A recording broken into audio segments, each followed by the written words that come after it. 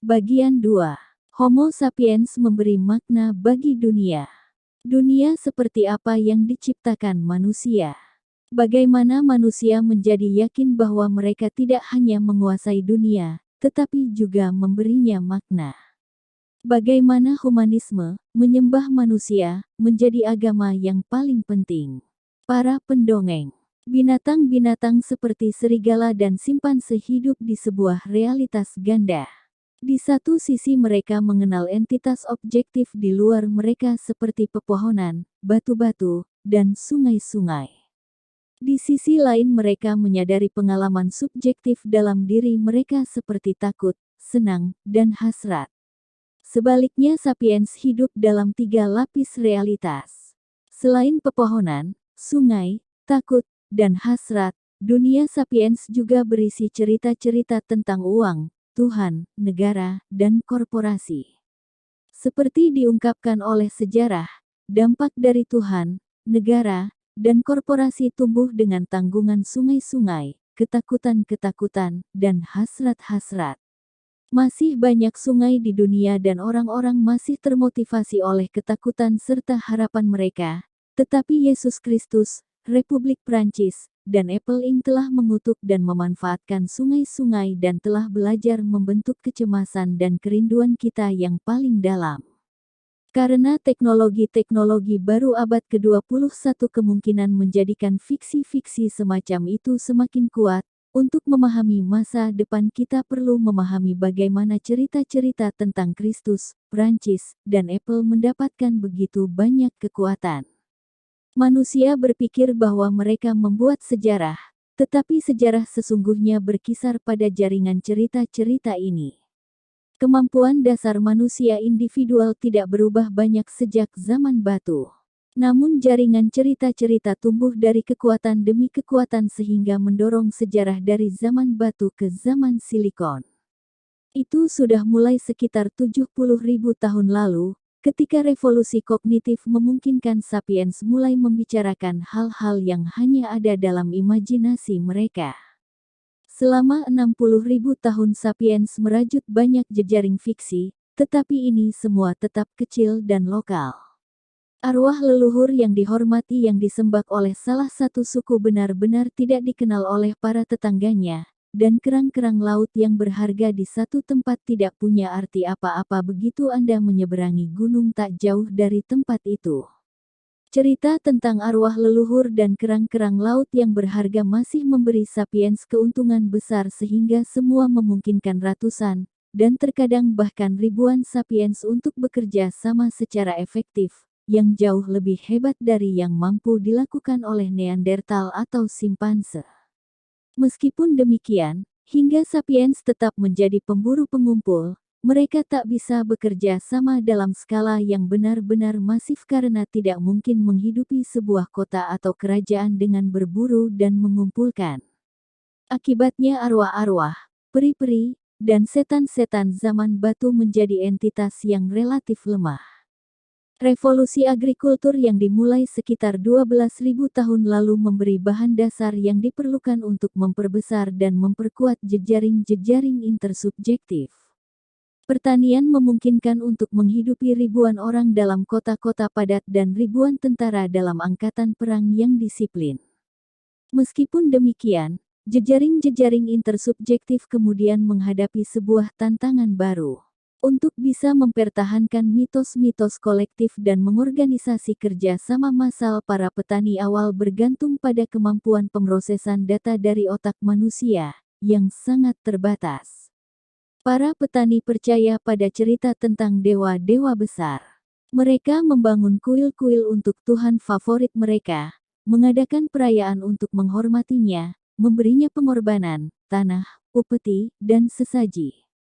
Di kota-kota pertama Sumeria kuno, sekitar 6.000 tahun lalu, kuil-kuil tidak hanya menjadi pusat penyembahan tetapi juga yang paling penting menjadi pusat politik dan ekonomi. Dewa-dewa Sumeria cocok dengan analogi fungsi merek-merek dan korporasi-korporasi modern. Kini korporasi-korporasi adalah entitas legal fiksional yang memiliki properti, meminjamkan uang, mempekerjakan pegawai dan menginisiasi usaha-usaha keekonomian. Di kota kuno Uruk, Lagas, dan Surupak dewa-dewa berfungsi sebagai entitas legal yang bisa memiliki ladang dan budak, memberi dan menerima pinjaman, membayar gaji dan membangun bendungan serta kanal-kanal. Karena dewa-dewa tidak pernah mati dan karena mereka tak punya anak yang bertikai memperebutkan warisan, maka mereka bisa menghimpun semakin banyak properti serta kekuasaan. Semakin banyak saja jumlah orang Sumeria yang dipekerjakan oleh dewa-dewa, mengambil utang dari dewa-dewa, menggarap lahan-lahan milik dewa, membayar pajak dan upeti kepadanya.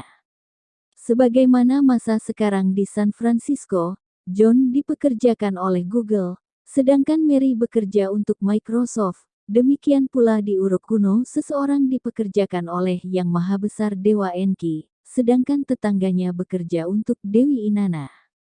Kuil Enki dan Inanna mendominasi langit Uruk dan logo keilahian mereka menghiasi bangunan-bangunan, barang-barang, dan pakaian-pakaian. Bagi masyarakat Sumeria, Enki dan Inanna senyata Google dan Microsoft bagi kita. Berbeda dengan para pendahulu mereka, hantu-hantu dan arwah-arwah zaman batu, dewa-dewa Sumeria adalah entitas yang sangat kuat. Tak perlu dikatakan bahwa dewa-dewa itu tidak sungguh-sungguh menjalankan bisnisnya karena alasan sederhana bahwa mereka memang tidak ada di manapun, kecuali dalam imajinasi manusia. Aktivitas sehari-hari diatur oleh para pendeta kuil, seperti Google dan Microsoft perlu mempekerjakan manusia-manusia berdaging dan berdarah untuk menjalankan urusan mereka. Meskipun demikian, setelah Tuhan-Tuhan itu mendapatkan semakin banyak properti dan kekuasaan, para pendeta tak mampu mengatasinya. Mereka mungkin mewakili Tuhan Langit Maha Besar atau Dewi Bumi yang tahu segalanya, tetapi mereka sendiri adalah makhluk-makhluk mortal yang bisa keliru. Mereka kesulitan mengingat mana tanah, kebun, dan ladang Dewi Inanna, mana pegawai Inanna yang sudah menerima gaji, mana penyewa yang tak mau membayar sewa, dan berapa bunga yang dibebankan Dewi kepada para pengutang. Inilah salah satu alasan utama mengapa di Sumeria, seperti dimanapun di dunia, jaringan kerja sama manusia jelas tidak bisa meluas, bahkan ribuan tahun setelah revolusi agrikultur. Tidak ada kerajaan besar, tidak ada jaringan perdagangan luas, dan tak ada agama universal. Hambatan itu akhirnya bisa disingkirkan sekitar 5.000 tahun lalu ketika orang Sumeria menciptakan tulisan dan uang. Kembar Siam ini, lahir dari orang tua yang sama pada saat yang sama dan di tempat yang sama, membongkar tembok pembatas pemrosesan data otak manusia. Tulisan dan uang memungkinkan dimulainya pengumpulan pajak dari ratusan ribu orang, mengorganisasi birokrasi yang kompleks dan mendirikan kerajaan-kerajaan besar. Di Sumeria kerajaan-kerajaan ini diatur atas nama Tuhan oleh sosok manusia yang menjadi raja pendeta. Di daerah tetangganya, Lembah Nil, orang-orang selangkah lebih maju menggabungkan status raja pendeta dengan dewa untuk menciptakan Tuhan yang bernyawa, Firaun. Orang-orang Mesir memandang Firaun sebagai Tuhan yang sesungguhnya, bukan sekadar wakil ilahi. Seluruh Mesir milik Tuhan itu, dan seluruh rakyat harus mematuhi perintahnya dan membayar pajak yang dibebankannya. Seperti di kuil-kuil Sumeria, Tuhan Firaun di Mesir juga tidak mengelola sendiri imperium bisnisnya. Sebagian Firaun memerintah dengan tangan besi, sementara yang lain menjalani masa hidupnya dengan perjamuan-perjamuan dan perayaan-perayaan, tetapi dalam kedua kasus pekerjaan praktis memerintah Mesir diserahkan kepada ribuan pejabat yang melek huruf. Seperti halnya manusia yang lain, Firaun memiliki tubuh biologis dengan kebutuhan, hasrat, dan emosi biologis. Namun si Firaun biologis tidak terlalu penting. Penguasa sejati Lembah Nil adalah Firaun yang diimajinasikan, eksis dalam cerita-cerita yang disebarluaskan oleh jutaan orang Mesir.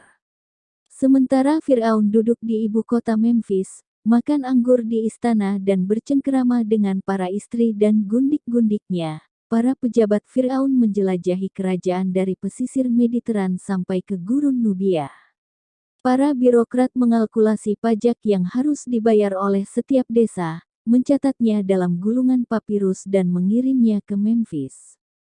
Ketika datang perintah dari Memphis untuk merekrut tentara bagi angkatan perang atau buruh untuk proyek pembangunan, para pejabat mengumpulkan orang-orang yang dibutuhkan. Mereka menghitung berapa banyak gandum yang tersedia di lumbung kerajaan, berapa banyak hari kerja yang dibutuhkan untuk membersihkan kanal-kanal dan waduk-waduk, berapa banyak itik dan babi harus dikirim ke Memphis agar rumah tangga Firaun bisa makan enak.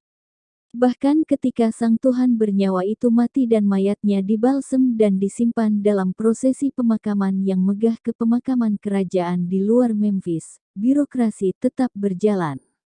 Para pejabat terus menulis gulungan-gulungan papirus, mengumpulkan pajak, mengirim perintah, dan melumasi gir mesin Firaun. Jika dewa-dewa Sumeria mengingatkan kita pada merek-merek perusahaan masa kini, demikian pula Firaun Tuhan bernyawa bisa dibandingkan dengan brand personal seperti Elvis Presley, Madonna, atau Justin Bieber. Seperti halnya Firaun, Elvis juga memiliki tubuh biologis, lengkap dengan kebutuhan, hasrat, dan emosi biologis. Elvis makan, minum, dan tidur. Namun Elvis lebih dari sekadar tubuh biologis. Seperti Firaun, Elvis adalah sebuah cerita, mitos, dan merek itu jauh lebih penting ketimbang tubuh biologisnya.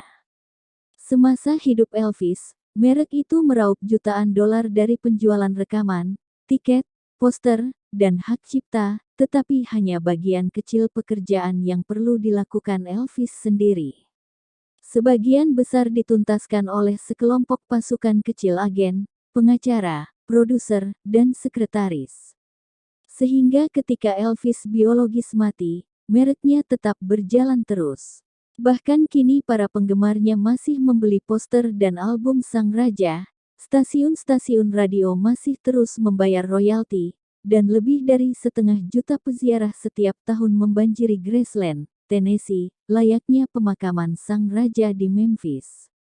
Sebelum penciptaan tulisan, cerita-cerita terkurung dalam kapasitas terbatas otak manusia. Anda tidak bisa menciptakan cerita-cerita yang terlalu rumit, yang tak bisa diingat orang. Namun dengan tulisan, tiba-tiba Anda bisa menciptakan cerita-cerita yang luar biasa panjang dan rumit, yang bisa disimpan dalam tablet dan kertas, bukan dalam kepala manusia. Tak ada orang Mesir kuno yang mampu mengingat semua tanah, pajak, dan upeti Firaun. Elvis Presley bahkan tak pernah membaca semua kontrak yang ditandatangani atas namanya. Tak ada jiwa bernyawa yang tahu semua hukum dan regulasi Uni Eropa, dan tak ada bankir atau agen CIA mampu melacak setiap dolar yang ada di dunia.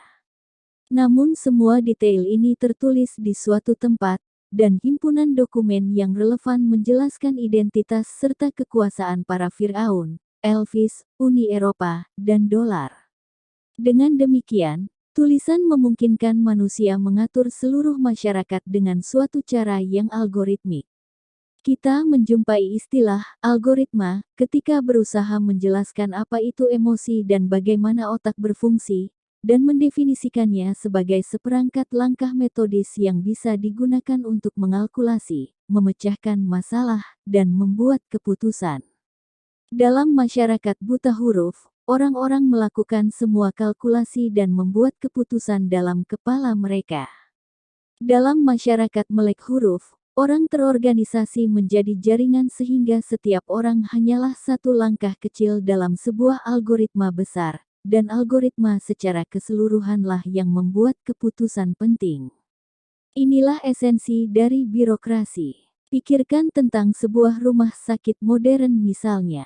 Ketika Anda datang, tangan resepsionis menyerahkan formulir standar dan menanyakan kepada Anda seperangkat pertanyaan yang sudah disiapkan.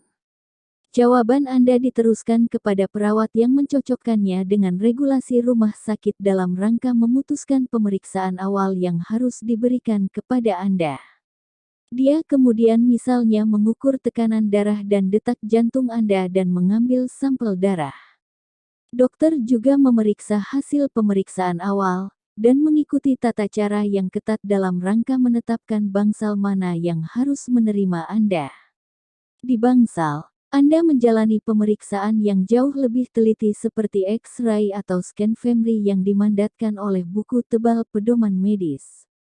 Dokter spesialis kemudian menganalisis hasil-hasilnya menurut database statistik yang sudah sangat dikenal, menentukan obat apa yang harus diberikan kepada Anda, atau pemeriksaan lanjutan apa yang harus dilakukan. Struktur algoritmik ini memastikan bahwa tak benar-benar penting siapa resepsionisnya, perawatnya, atau dokter jaganya. Watak personalitas mereka, pandangan politik mereka, dan suasana hati yang melingkupi tidak relevan. Sepanjang mereka semua mengikuti regulasi dan tata cara, mereka bisa mengobati Anda dengan baik. Menurut ideal algoritmik itu, nasib Anda ada di tangan sistem, dan tidak di tangan makhluk-makhluk mortal berdaging dan berdarah yang kebetulan menduduki posisi ini dan itu. Apa yang berlaku pada rumah sakit itu juga berlaku pada angkatan perang, penjara, sekolah, dan korporasi, dan kerajaan-kerajaan kuno. Tentu saja Mesir kuno secara teknologi amat jauh kecanggihannya dibandingkan rumah sakit modern, tetapi prinsip algoritmiknya sama. Dalam Mesir kuno juga, keputusan dibuat bukan oleh satu orang bijak, melainkan oleh sebuah jaringan pejabat yang terhubung melalui papirus dan prasasti-prasasti batu. Bertindak atas nama Fir'aun sang Tuhan bernyawa, jaringan merestrukturisasi masyarakat manusia dan membentuk ulang dunia alami. Misalnya Fir'aun Senusret ketiga dan putranya Amenemhat ketiga, yang berkuasa di Mesir dari tahun 1878 sampai 1814 sebelum Masehi, menggali sebuah kanal raksasa yang menghubungkan Nil dengan rawa-rawa lembah Fayum. Sebuah sistem rumit bendungan, waduk, dan kanal-kanal kecil membelokkan sebagian air Nil ke Fayum, menciptakan danau buatan raksasa yang menampung 50 miliar meter kubik air. Sebagai perbandingan, Danau Mead, waduk buatan terbesar di Amerika Serikat, yang dibentuk oleh bendungan Hoover, hanya menampung 35 miliar meter kubik air.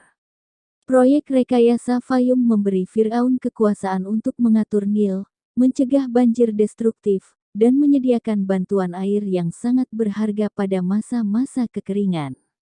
Selain itu, proyek itu mengubah Fayum dari sebuah rawa-rawa penuh buaya yang dikelilingi gurun tandus menjadi lumbung pangan Mesir.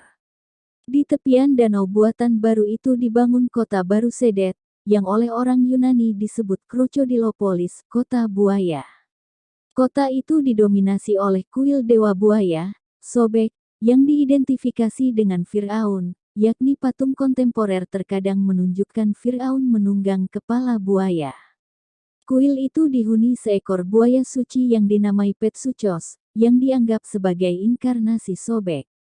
Seperti Tuhan bernyawa Fir'aun, Tuhan bernyawa Petsuchos dipelihara penuh cinta oleh para pendeta yang menyuguhkan makanan lezat untuk reptil beruntung itu, bahkan mainan dan diberi pakaian jubah emas serta mahkota berhias berlian.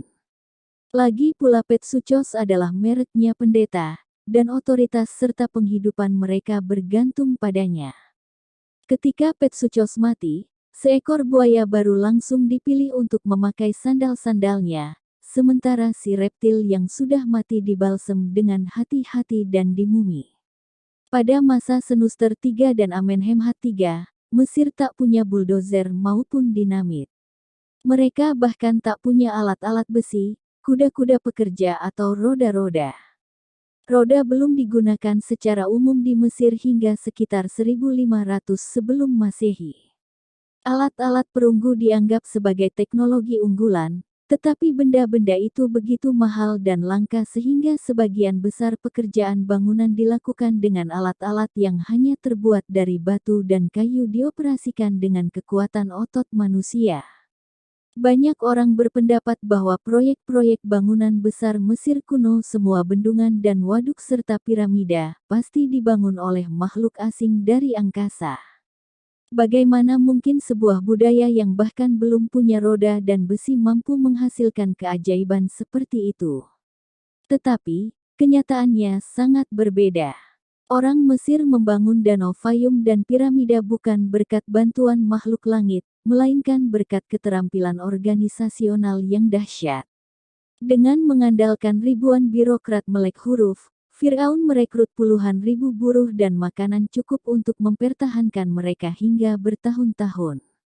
Ketika puluhan ribu buruh bekerja sama selama beberapa dekade, mereka bisa membangun sebuah danau buatan atau piramida, bahkan dengan alat-alat batu. Firaun sendiri hampir tidak pernah mengangkat satu pun jarinya, tentu saja. Dia tidak mengumpulkan pajak sendiri, dia tidak menggambar sendiri rencana-rencana arsitektur, dan dia pasti tidak pernah mengangkat sekop. Namun orang Mesir percaya bahwa hanya doa pada Firaun Tuhan bernyawa itu dan pada patron surgawinya, Sobek, yang dapat menyelamatkan lembah Nil dari banjir dan kekeringan. Mereka benar, Firaun dan Sobek adalah entitas imajiner yang tidak melakukan apapun untuk menaikkan atau menurunkan level air Nil, tetapi ketika jutaan orang percaya pada Firaun dan Sobek, dan karenanya bekerja sama dalam membangun bendungan serta menggali kanal, banjir dan kekeringan menjadi jarang terjadi. Bandingkan dengan dewa-dewa Sumeria, apalagi dewa-dewa zaman batu, dewa-dewa Mesir kuno benar-benar merupakan entitas yang sekuat entitas-entitas yang mendirikan kota-kota, menggalang angkatan perang, dan mengatur kehidupan jutaan orang, sapi, dan buaya. Mungkin terdengar aneh menisbatkan kepada entitas-entitas imajiner dalam hal membangun dan mengatur.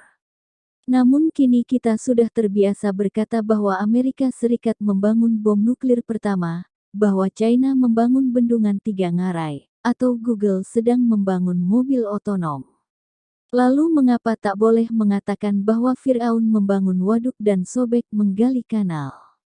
Hidup di atas kertas. Tulisan berperan memfasilitasi munculnya entitas fiksional yang kuat yang mengatur jutaan orang dan membentuk ulang realitas sungai, rawa, dan buaya. Secara simultan, tulisan juga memudahkan manusia untuk meyakini keberadaan entitas fiksional itu karena ia membiasakan orang untuk mengalami realitas melalui meditasi simbol-simbol abstrak. Para pemburu pengumpul menghabiskan hari-hari mereka dengan memanjat pohon, mencari jamur, dan memburu babi hutan serta kelinci. Realitas keseharian mereka hanya berisi pohon, jamur, babi hutan, dan kelinci. Para petani bekerja seharian di ladang, membajak, memanen, menggiling jagung, dan merawat binatang ternak. Realitas keseharian mereka adalah merasakan bumi berlumpur di bawah kaki telanjang, aroma sapi yang menghela bajak, dan menikmati aroma roti hangat yang baru diangkat dari tungku. Sementara para juru tulis Mesir kuno menghabiskan sebagian besar waktu mereka untuk membaca, menulis, dan menghitung. Realitas keseharian mereka berisi tanda-tanda tinta pada gulungan-gulungan papirus, yang menetapkan siapa memiliki ladang yang mana, berapa harga sapi, dan berapa pajak tahunan yang harus dibayar para petani. Seorang juru tulis bisa memutuskan nasib warga satu desa dengan satu goresan alat tulis. Mayoritas besar orang-orang tetap buta huruf sampai abad modern, tetapi para administratur yang maha penting itu semakin banyak melihat realitas melalui media naskah-naskah tertulis. Bagi kalangan elit yang melek huruf, entah itu di Mesir kuno atau di Eropa abad ke-20, segala yang tertulis pada secarik kertas sekurang-kurangnya seril pohon, sapi, dan manusia. Pada musim semi 1940, ketika orang Nazi menyerbu Prancis dari utara, banyak penduduk Yahudi melarikan diri dari negara itu menuju selatan. Untuk bisa menyeberangi perbatasan, mereka perlu visa ke Spanyol dan Portugis, dan bersama dengan banjir pengungsi lainnya, puluhan ribu orang Yahudi mengepung konsulat Portugis di Bordeaux dalam upaya mati-matian untuk mendapatkan lembar kertas penyelamat hidup itu.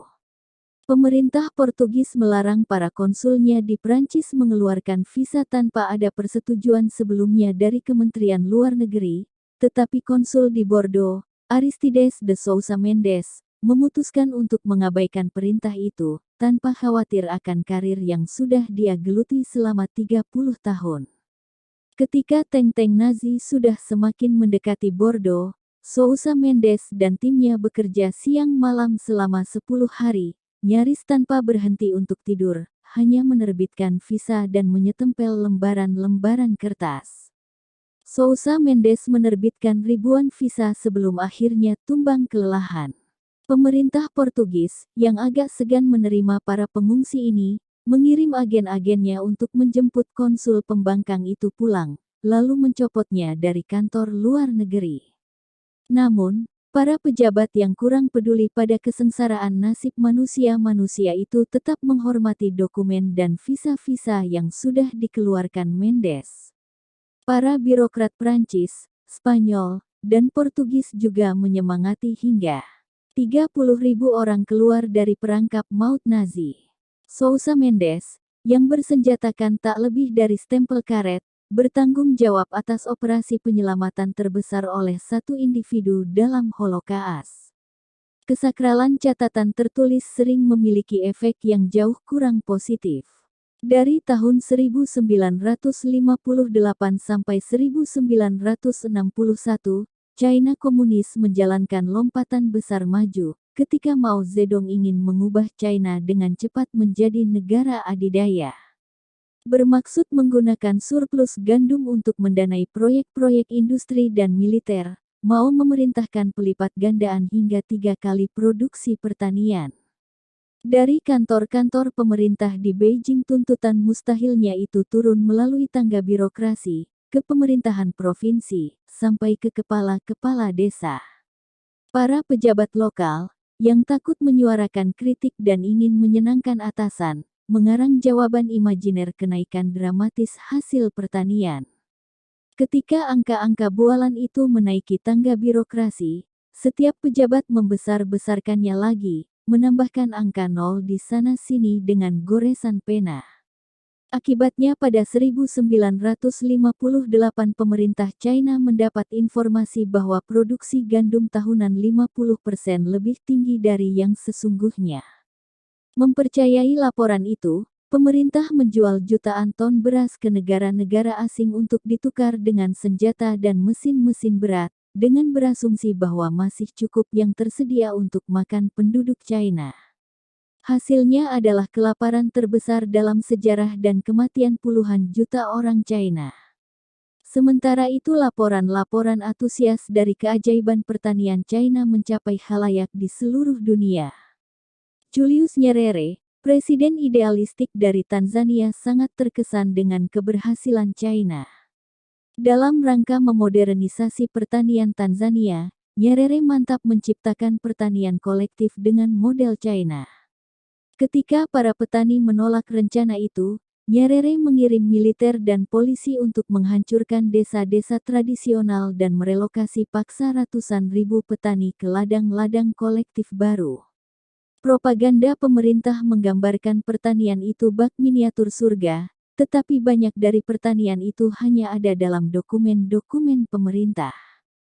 Protokol dan laporan tertulis di ibu kota Dar es Salaam menyebutkan bahwa pada tanggal sekian-sekian para penghuni desa Anu dan Anu direlokasi ke ladang ini dan itu. Kenyataannya ketika para penduduk desa sampai ke tempat yang dituju, mereka sama sekali tak menemukan apa-apa. Tak ada rumah, tak ada ladang, tak ada alat.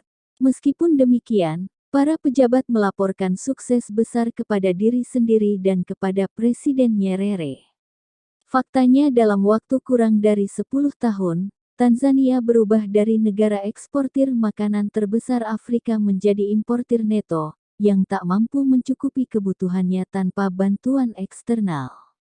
Pada 1979, 90% petani Tanzania hidup dengan pertanian kolektif, tetapi mereka menghasilkan hanya 9% dari hasil pertanian negara itu.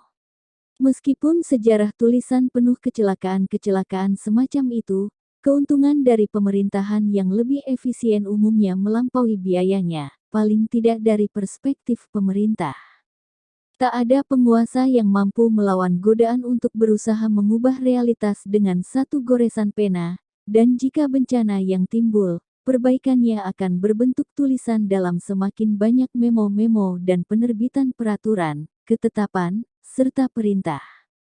Bahasa tulis bisa saja digambarkan sebagai cara sederhana menjelaskan realitas, tetapi perlahan-lahan ia menjadi cara yang dahsyat untuk membentuk ulang realitas. Ketika laporan-laporan resmi bertabrakan dengan realitas objektif, sering realitas yang harus mengalah.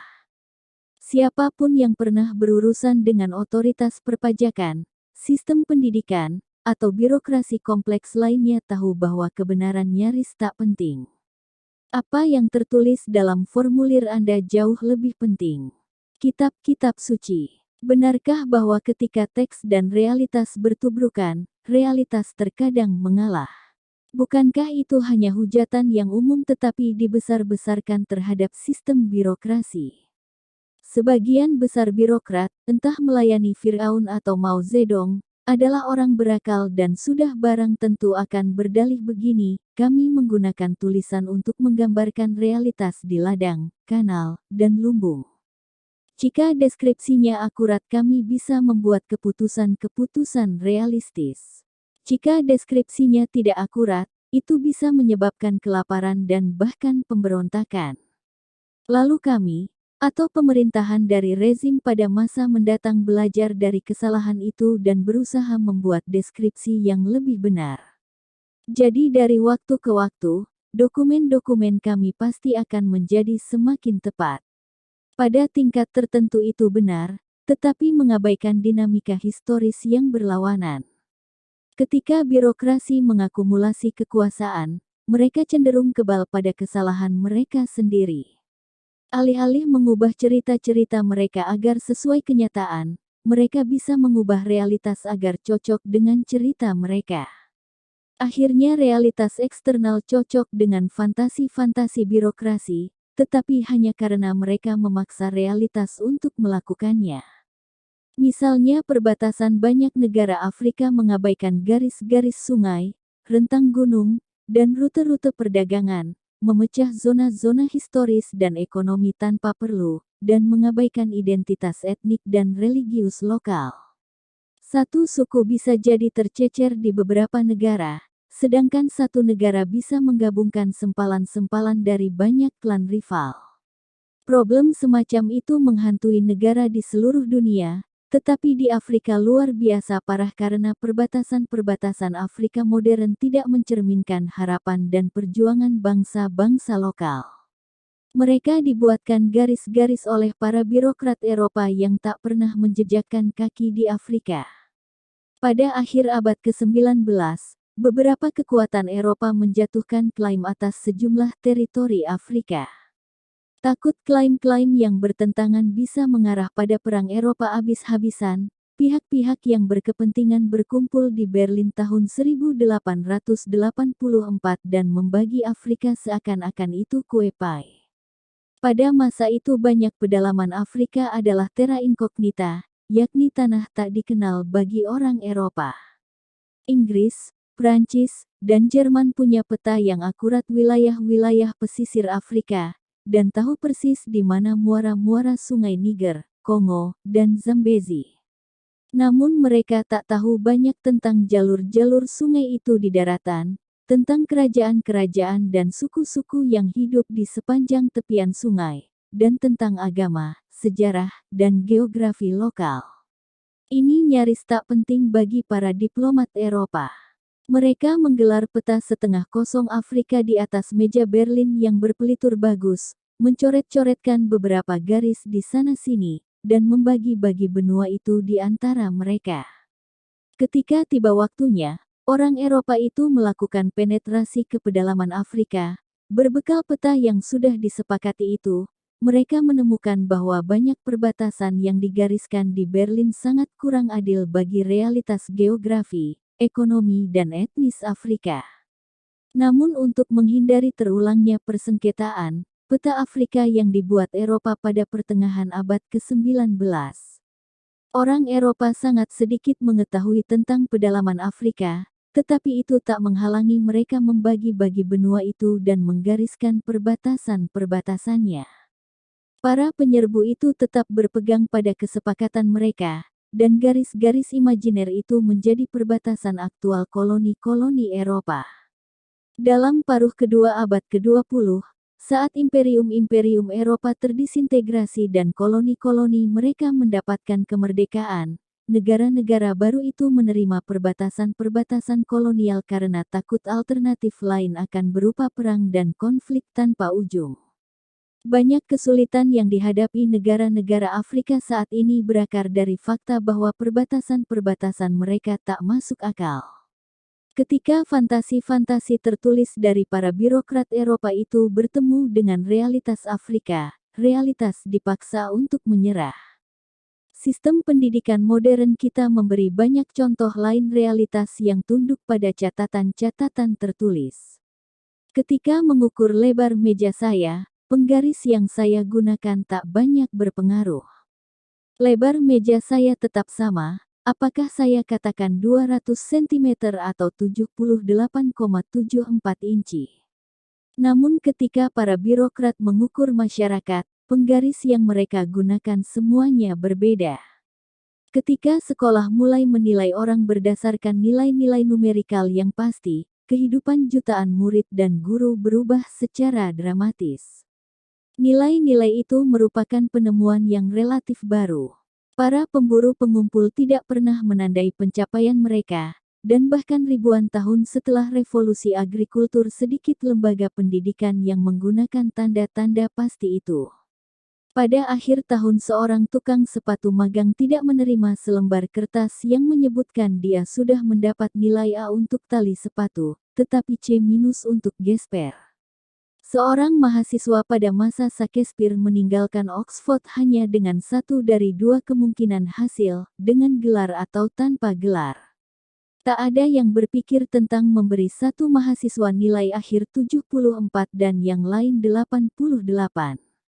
Sistem pendidikan massal abad industrilah yang memulai penggunaan nilai-nilai angka pasti secara reguler. Setelah pabrik-pabrik dan kementerian-kementerian pemerintahan menjadi terbiasa berpikir dalam bahasa angka-angka, sekolah-sekolah pun mengikutinya. Mereka mulai mengukur nilai setiap murid menurut nilai rata-rata mereka, sementara nilai setiap guru dan kepala sekolah ditentukan menurut rata-rata keseluruhan sekolah. Begitu para birokrat mulai menggunakan penggaris ini, realitas tertransformasi. Pada mulanya, sekolah-sekolah bertujuan untuk fokus mencerahkan dan mengedukasi murid, dan nilai-nilai hanyalah sarana pengukuran keberhasilan. Namun secara alamiah sekolah-sekolah mulai fokus pada pencapaian nilai-nilai tinggi.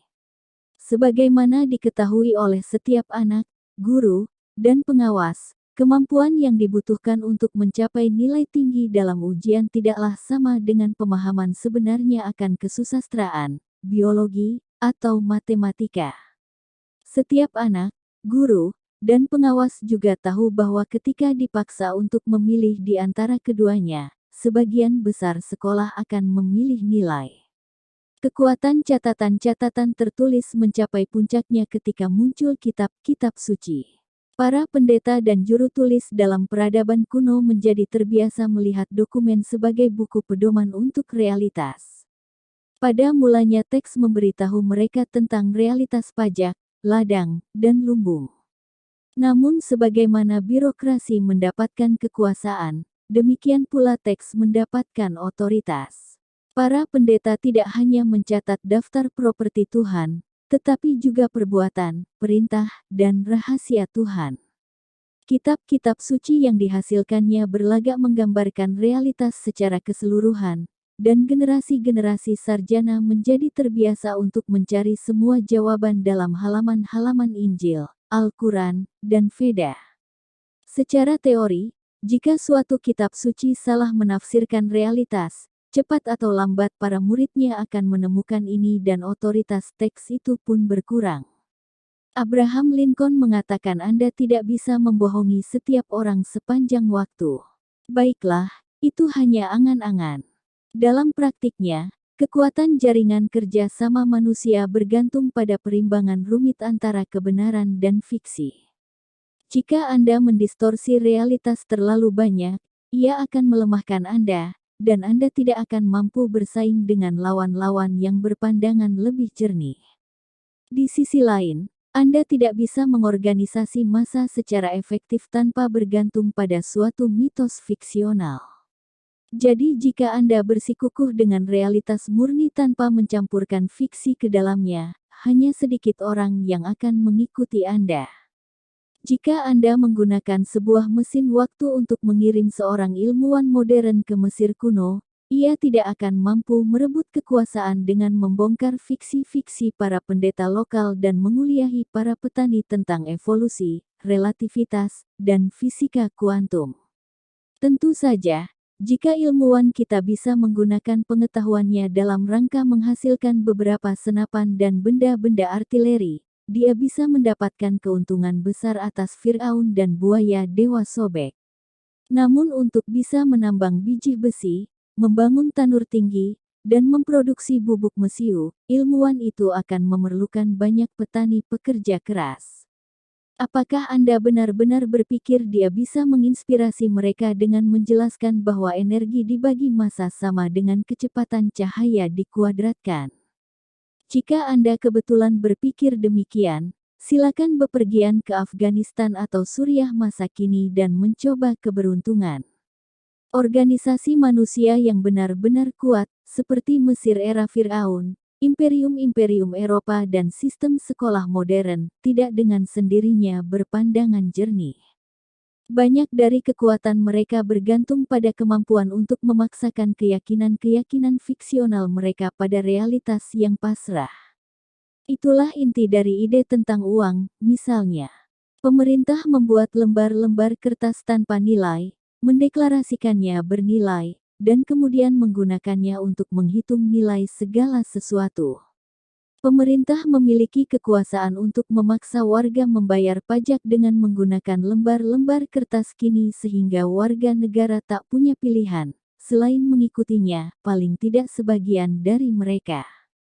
Akibatnya, uang kertas ini benar-benar menjadi bernilai, para pejabat pemerintah tetap percaya pada uang-uang itu, dan karena pemerintah mengontrol penerbitan uang kertas itu, kekuasaannya pun tumbuh. Jika seseorang memprotes bahwa ini hanya lembar-lembar kertas tak bernilai, dan berperilaku seakan-akan uang itu memang hanya lembaran kertas, dia tak akan mendapat apa-apa dalam kehidupannya. Hal yang sama terjadi ketika sistem pendidikan mendeklarasikan bahwa ujian matrikulasi adalah metode terbaik untuk mengevaluasi mahasiswa. Sistem itu memiliki otoritas yang memadai untuk memengaruhi standar bagi perguruan tinggi dan standar-standar penerimaan pegawai di kantor pemerintahan serta sektor swasta. Karena itu, para mahasiswa menginvestasikan seluruh upaya mereka untuk mendapatkan nilai yang bagus. Posisi-posisi dambaan diduduki oleh orang yang mendapat nilai tinggi, yang secara alamiah mendukung sistem yang membawa mereka ke sana. Fakta bahwa sistem pendidikan mengontrol ujian-ujian penting memberinya kekuasaan lebih dan peningkatan pengaruh atas perguruan tinggi, kantor pemerintah dan pasar kerja. Jika seseorang memprotes bahwa sertifikat gelar itu hanya selembar kertas, dan berperilaku menurut anggapan itu, dia tak akan mendapat apa-apa dalam kehidupannya. Kitab-kitab suci berfungsi dengan cara yang sama. Lembaga keagamaan memaklumkan bahwa kitab suci itu berisi jawaban atas semua pertanyaan kita. Secara simultan ia menekan pengadilan, pemerintahan, dan bisnis untuk berperilaku menurut apa yang dikatakan kitab suci. Ketika seorang bijak bestari membacakan kitab suci kemudian menatap dunia, dia melihat bahwa memang benar-benar cocok. Kitab suci mengatakan bahwa Anda harus membayar upeti kepada Tuhan, dan lihat, setiap orang membayar. Kitab suci mengatakan bahwa perempuan lebih rendah dari lelaki dan tak bisa menjadi hakim atau bahkan memberi kesaksian di pengadilan, dan lihat, memang tidak ada perempuan menjadi hakim dan pengadilan menolak kesaksian mereka. Kitab suci menyatakan bahwa siapapun yang mempelajari firman Tuhan akan berhasil dalam kehidupan, dan lihat, semua pekerjaan yang baik dipegang oleh orang yang memahami dengan sepenuh hati kitab suci. Orang bijak seperti itu secara alamiah akan mulai mempelajari kitab suci karena dia bijak, dia akan menjadi ahli kitab suci dan ditunjuk menjadi hakim.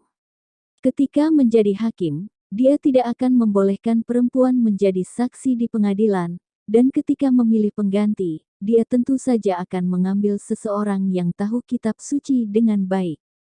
Jika seseorang memprotes bahwa kitab itu hanya kertas dan berperilaku menurut keyakinan itu, orang sesat semacam itu tidak akan mendapat apa-apa dalam kehidupan. Bahkan ketika kitab suci menyesatkan orang tentang sifat sejati realitas, mereka tetap bisa mempertahankan otoritas selama ribuan tahun.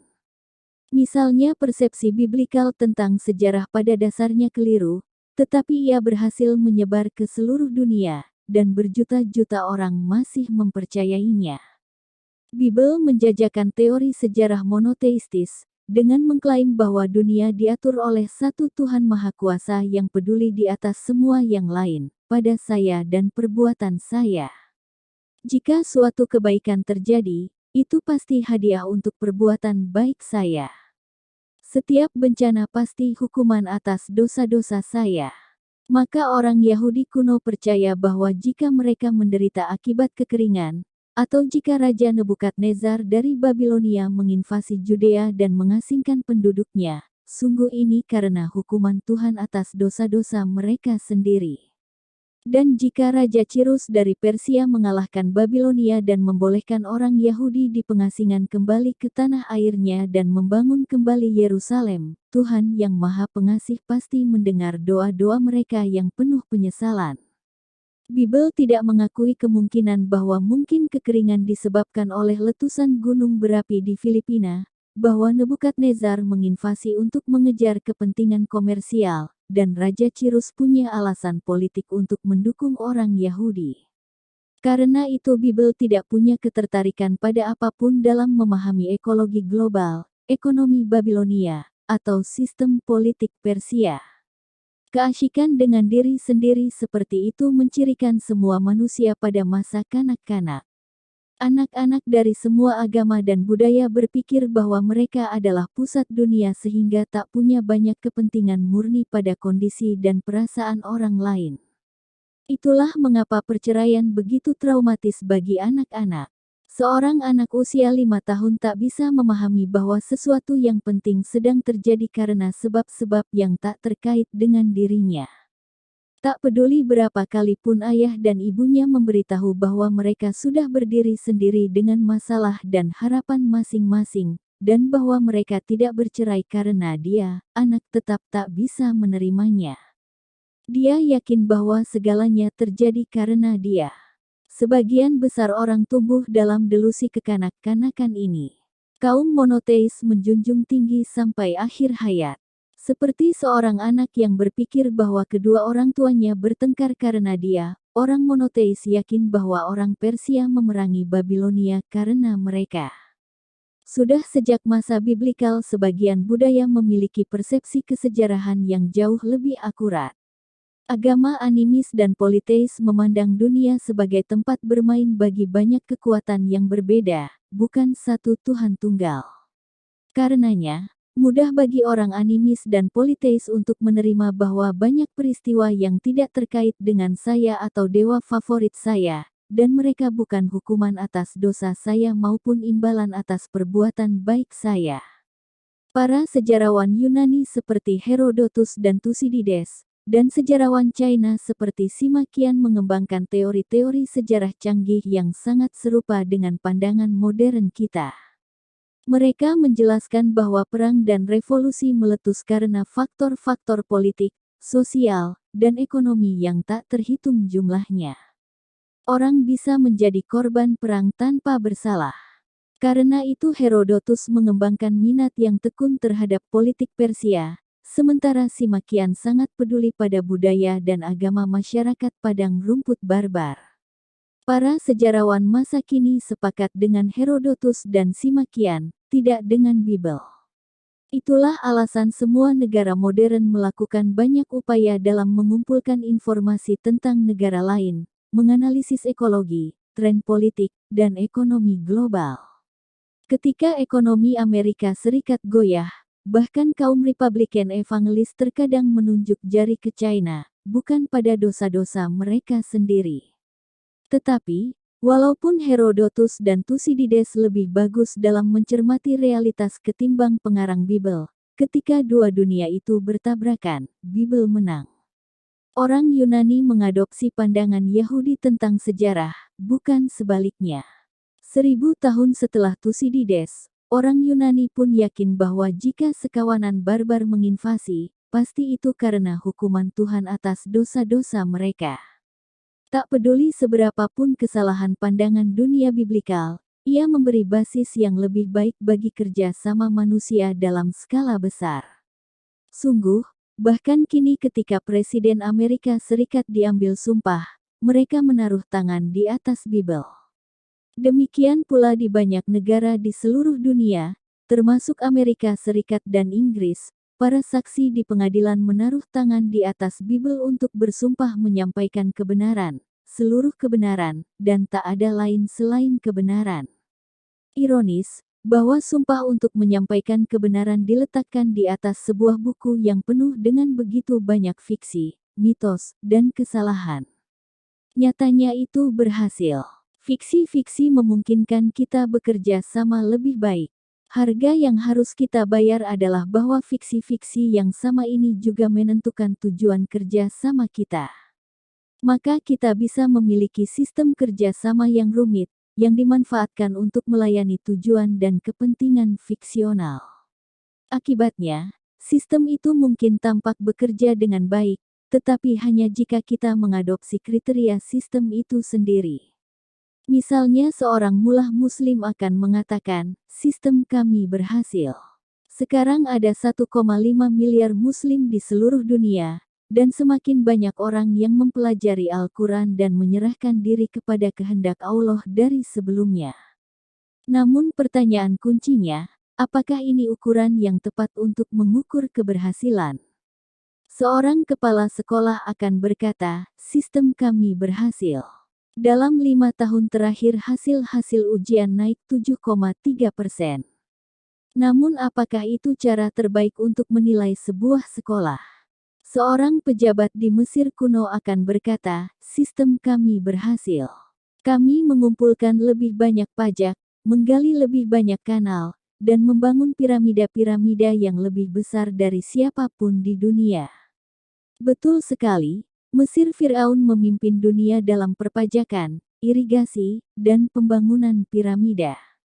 Namun apakah memang itu yang berarti orang memiliki banyak kebutuhan materi, sosial, dan psikologis?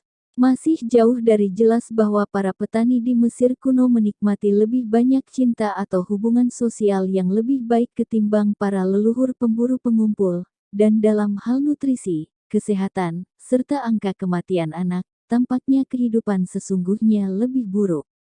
Sebuah dokumen bertarikh 1840 SM dari zaman kekuasaan Amenemhat III, Firaun yang menciptakan Danau Fayum, mengisahkan tentang seorang berada bernama Dua Heti yang mengantarkan anaknya, Pepi, ke sekolah untuk bisa melek aksara. Saat dalam perjalanan, Dua Heti menggambarkan kehidupan sengsara para petani, buruh, tentara, dan pengrajin, demi menyemangati Pepi agar mencurahkan seluruh tenaganya untuk belajar sehingga bebas dari nasib tak bahagia sebagian besar manusia.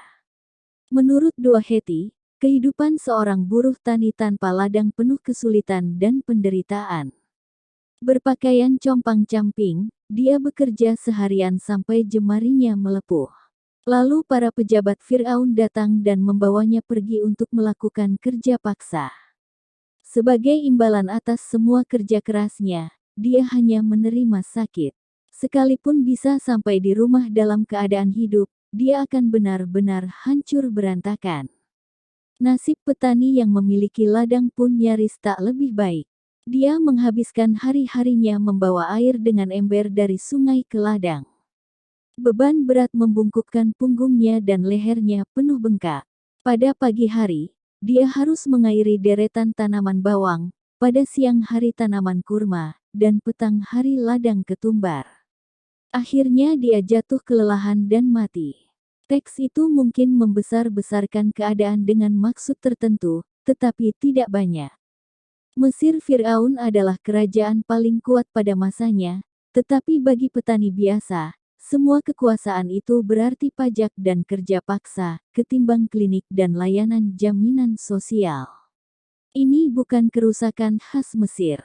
Terlepas dari pencapaian besar dinasti-dinasti China, imperium-imperium Muslim, dan kerajaan-kerajaan Eropa, bahkan pada tahun 1850 kehidupan rata-rata orang tidak lebih baik dan mungkin sesungguhnya lebih buruk dari kehidupan pemburu peramu kuno.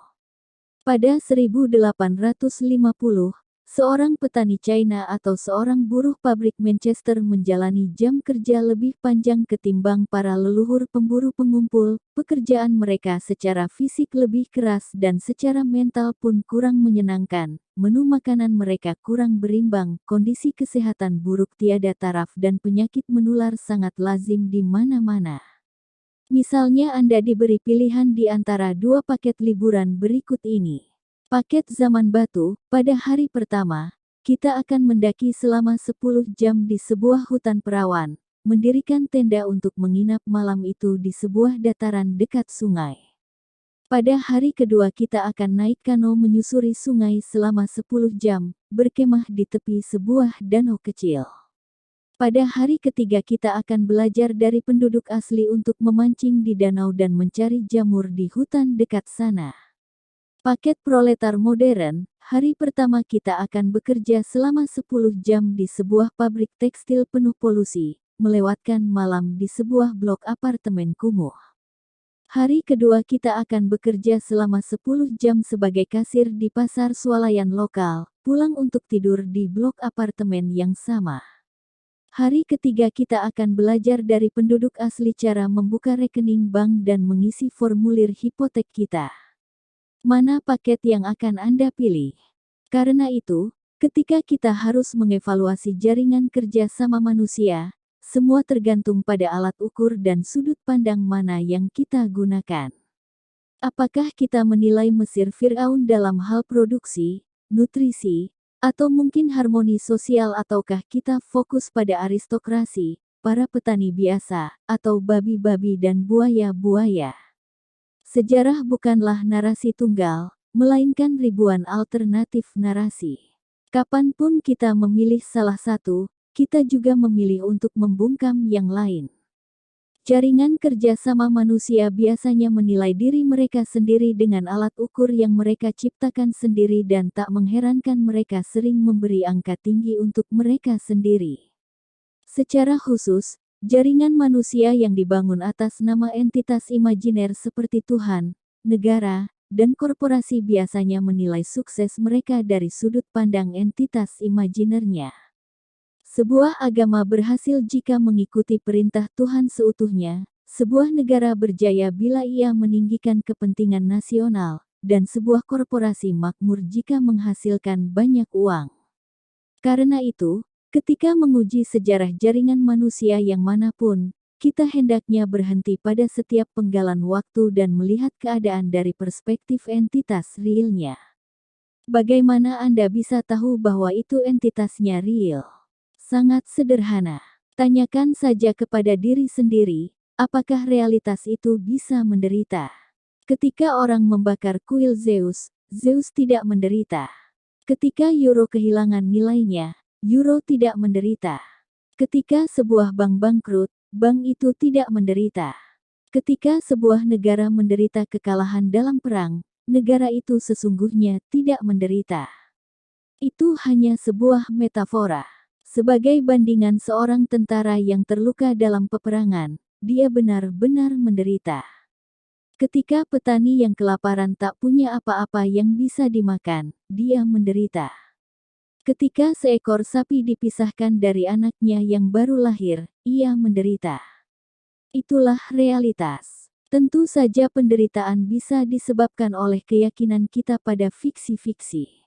Misalnya keyakinan pada mitos kebangsaan dan keagamaan menyebabkan meletusnya perang, yang di dalamnya jutaan orang kehilangan rumah, anggota tubuh, bahkan hidup mereka. Penyebab perang adalah fiksional, tetapi penderitaan adalah 100% real.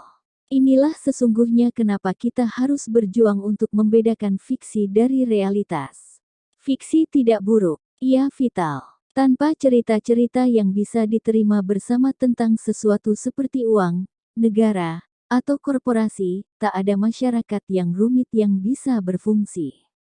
Kita tidak bisa bermain sepak bola tanpa setiap orang percaya pada aturan baku yang sama, dan kita tidak bisa menikmati manfaat pasar dan pengadilan tanpa cerita seolah-olah semacam itu. Namun cerita-cerita hanyalah alat. Semua itu tidak boleh menjadi tujuan atau alat ukur kita. Ketika kita lupa bahwa semua itu hanya fiksi, kita kehilangan sentuhan dengan realitas. Lalu kita memulai perang habis-habisan untuk menghasilkan banyak uang untuk korporasi atau untuk melindungi kepentingan nasional. Korporasi, uang, dan negara hanya ada dalam imajinasi. Kita menciptakan semua itu untuk melayani kita. Mengapa pula kita harus mengorbankan hidup untuk melayani mereka? Pada abad ke-21, kita akan menciptakan fiksi-fiksi yang lebih kuat dan agama-agama yang lebih totaliter ketimbang era sebelumnya. Dengan bantuan bioteknologi dan algoritma komputer, agama-agama ini tidak hanya akan menguasai eksistensi kita setiap saat, tetapi akan mampu membentuk tubuh, otak, dan pikiran kita, dan menciptakan dunia virtual seutuhnya lengkap dengan neraka dan surganya. Mampu membedakan fiksi dari realitas dan agama dari sains sehingga akan menjadi semakin sulit, tetapi hal itu tidak pernah lebih penting sebelumnya.